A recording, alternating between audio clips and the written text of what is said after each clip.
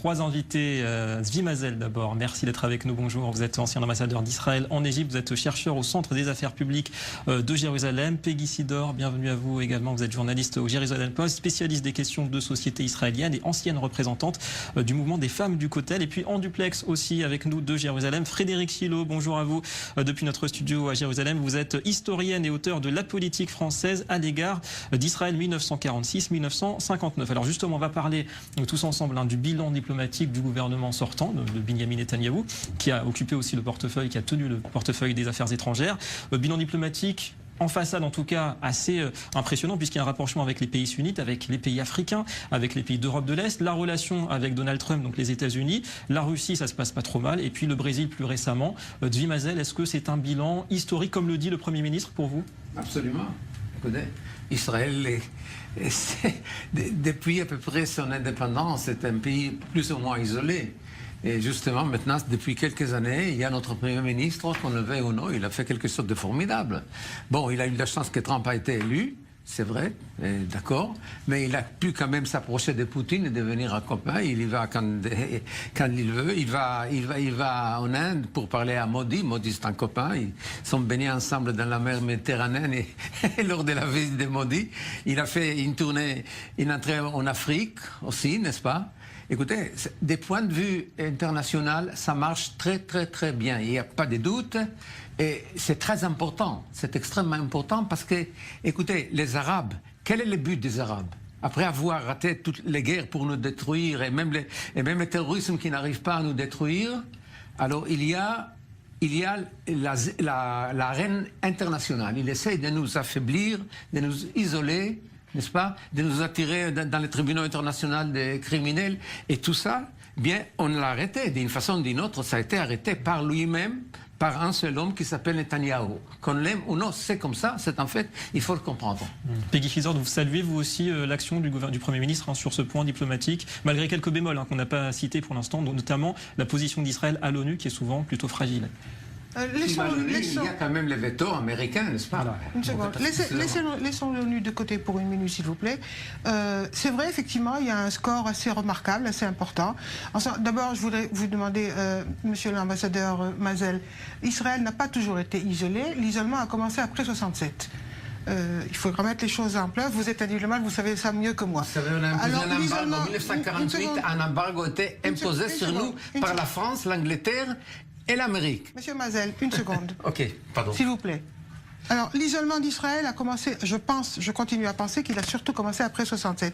Cela dit, il est effectivement notable que M. Netanyahou a eu quelques résultats assez probants et assez remarquables.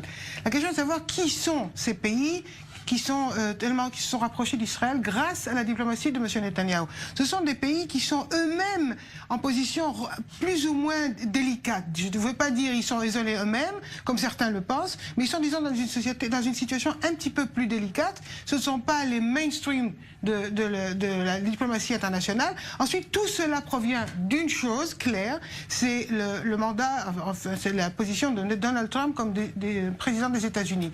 Si Donald Trump n'est pas réélu dans moins de 2 ans, beaucoup de choses vont commencer à changer dans ce point de vue-là. Parce que pour beaucoup de pays, que ce soit vrai ou non, ou une imagination ou une réalité, la porte d'entrée vers la Maison-Blanche passe par Jérusalem. Alors on revient à notre débat sur le bilan diplomatique du gouvernement sortant. Je vais me tourner vers Jérusalem et vers Frédéric Chilo. Merci encore d'être avec nous. Vous êtes historien, on rappelle, auteur de La politique française à l'égard d'Israël. Alors on parlait du bilan diplomatique à première vue impressionnant. Quel est le regard que vous portez justement sur le bilan diplomatique du Premier ministre? Je prendrai une position médiane par rapport à vos deux invités pour réagir au propos de Zvi Mazel qui parlait de copains. La politique étrangère, ce n'est jamais une politique de copains. Et Trump ou Bolsonaro ou Poutine, surtout Poutine, ne font pas une politique basée sur l'amitié. Ici, il n'est question que de réelles politiques d'intérêt particulier qui correspondent à tous ces pays à un moment donné et qui vont sans doute continuer après Netanyahou. Parce qu'il y a une grande mystification derrière tout ça, c'est que Binyamin Netanyahou a fait le vide autour de lui, a fait le vide à l'intérieur même de son parti. Il n'a pas de dauphin aujourd'hui. Les principaux colistiers du Likoud, ce sont ses ennemis personnels. Et Benjamin Netanyahou a toujours donné l'idée qu'il était le seul à pouvoir faire cette politique, à pouvoir la mener. En réalité, vous savez, Gantz et Lapid vont faire du bibi.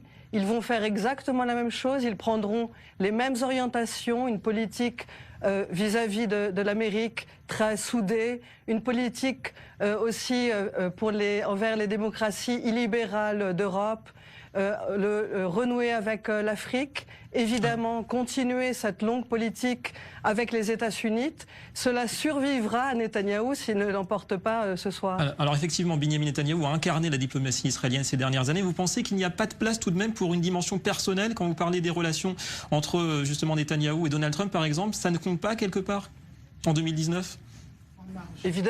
Évidemment, ça compte beaucoup parce que ce sont des relations entre personnes, entre chefs d'État. On le voit notamment avec Trump qui reçoit ses amis à la Maison-Blanche. Mais en réalité, au final, c'est une relation d'intérêt. Et ce sont les intérêts d'Israël, j'espère que Netanyahou défend, et pas ses intérêts particuliers, ses amitiés particulières.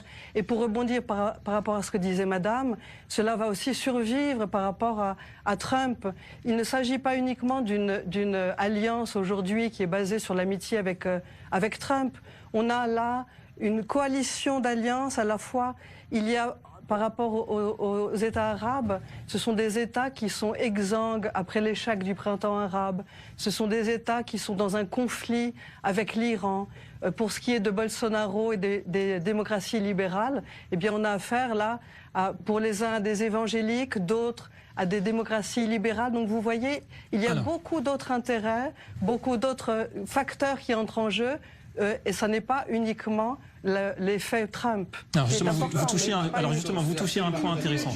Alors attendez, justement, le rapprochement, c'est ce qu'on a entendu. Le rapprochement, il se fait effectivement avec des pays qui sont avant tout dirigés par des gouvernements nationalistes, libéraux, proches de la tendance justement incarnée par Benjamin Netanyahou en Israël. Mais quelque part, c'est aussi une tendance mondiale, il faut le dire. Une tendance mondiale. Ce que je voulais dire par rapport à ce que dit Frédéric Chilot, je pense que c'est vrai que ça ne va pas s'arrêter si Donald Trump n'est pas réélu. Mais si Donald Trump n'est pas réélu et que c'est quelqu'un du Parti démocratique qui est réélu, qui est élu président dans le prochain terme ou même dans 6 ans s'il le faut, ce sont des gens qui ont une telle aversion de ce que Trump représente que j'ai du mal à croire qu'il n'y aura pas de répercussions. Ça n'ira pas sur le plan personnel. On ne règle pas ses comptes entre États. Il y a des intérêts politiques qui priment d'abord, c'est évident. Mais moi, je ne serais pas tout à fait tranquille. Par contre, je suis tout à fait d'accord, c'est pas une question d'amitié. On ne lie pas des liens avec des États dans le monde parce qu'on est copain ou pas copain. Alors justement, Zvi Mazel, vous pensez que ce bon bilan, il peut survivre à Benjamin Netanyahou, ce bon bilan diplomatique? Franchement, écoutez, il faut comprendre ça. Bien sûr, c'est pas par le copinage qu'on fait, non. Mais écoutez, il faut comprendre ça. C'est lui qui a commencé, qui a pris l'initiative de repénétrer en Afrique, c'est Netanyahou. C'est lui qui a autorisé les attaques sur la Syrie, sur la Syrie contre l'Iran. C'est lui qui a pris l'initiative d'aller voir Poutine et établir une certaine amitié avec lui, et ça compte, là, une amitié personnelle compte. Ça ne change pas la politique au niveau, il n'y a pas de... Donc, et avant l'élection de Trump, qu'est-ce qu'il a fait? Il était allé là-bas au Congrès, il a parlé contre l'accord avec à l'époque de Barack Obama, donc, en 2015. En fait, il a ouvert une tendance politique, une ère politique nouvelle en Israël. C'est uniquement basé sur lui. Maintenant, quel est l'intérêt de Bolsonaro d'être copain avec lui? Il y a quelque chose, d'accord, mais il y a tout le monde arabe qui est contre lui, qui met en danger les commerces avec le Brésil, qui est très important. Écoutez, c'est très joli de dire, voilà, au niveau historien de l'histoire, etc., etc. Non, lui-même, écoutez, l'homme, c'est l'homme qui décide. Il faut qu'il y ait certaines circonstances, n'est-ce pas, correspondantes, qu'on puisse travailler. Mais je crois qu'il faut donner tout l'honneur à Netanyahou. Seulement, quand il réussit, que dit madame? Me dit, mais c'est très provisoire parce que les prochains ne sera pas Trump, ça sera autre chose. Alors, les prochains sera la gauche démocratique américaine. Bon, on va se débrouiller. On va poursuivre le débat. On revient à nouveau à notre débat. On va retourner aussi à Jérusalem avec vous, Frédéric Philo. Je voudrais qu'on parle aussi de la stratégie qui a été d'ailleurs énoncée par Benjamin Netanyahou ces derniers jours, à savoir d'abord de développer Israël en tant qu'État puissant, pays fort. Ensuite, le monde vient vers Israël, comme c'est le cas plus ou moins en ce moment. Et ensuite, on se tourne vers les pays arabes et vers les Palestiniens. Et il dit que c'est l'inverse exact que ce qu'a fait la gauche, à savoir essayer de d'abord négocier avec les Palestiniens pour améliorer la situation diplomatique d'Israël. Qu'est-ce que vous pensez de ces deux stratégies ?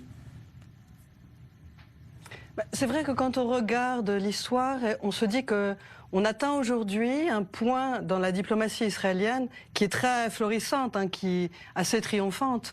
Mais on rejoint la belle époque, celle de après 93, qui suivait Oslo. On avait à l'époque, si vous vous souvenez, Rabin qui passait par Marrakech, qui allait voir le roi du Maroc avant de rentrer en Israël. On avait Shimon Peres qui allait à Oman. Et aujourd'hui, finalement, Netanyahou, en allant avec les pays du Golfe, il renoue avec cette grande période faste de la politique de Netanyahou et de Peres et de Rabin. Donc, ça n'est pas quelque chose de nouveau. En fait, il faut aujourd'hui casser l'union arabe contre Israël. Donc Netanyahou le fait très bien en s'alliant avec les sunnites et en faisant cette alliance qui ne dit pas son nom avec l'Arabie saoudite. Et il faut aussi, par exemple, en Europe, casser l'Union européenne qui, souvent, prend des positions très anti-israéliennes. C'est ce que souhaite faire Netanyahou avec cette alliance avec le groupe de Visegrad. Mais encore une fois, tout cela se poursuivra après, si par hasard Netanyahou n'était pas réélu, parce que c'est dans l'intérêt d'Israël. La seule différence, ça ne sera pas l'orientation de Gantz et Lapid, ça sera dans la mesure, dans l'intensité. C'est-à-dire que l'alliance avec Trump se fera, mais pas jusqu'à s'aliéner la communauté juive américaine. L'alliance avec le groupe de Visegrad se fera, mais pas au risque d'apparaître comme méprisant vis-à-vis de l'Europe. Donc des nuances sur la forme. Netanyahou a trop clivé.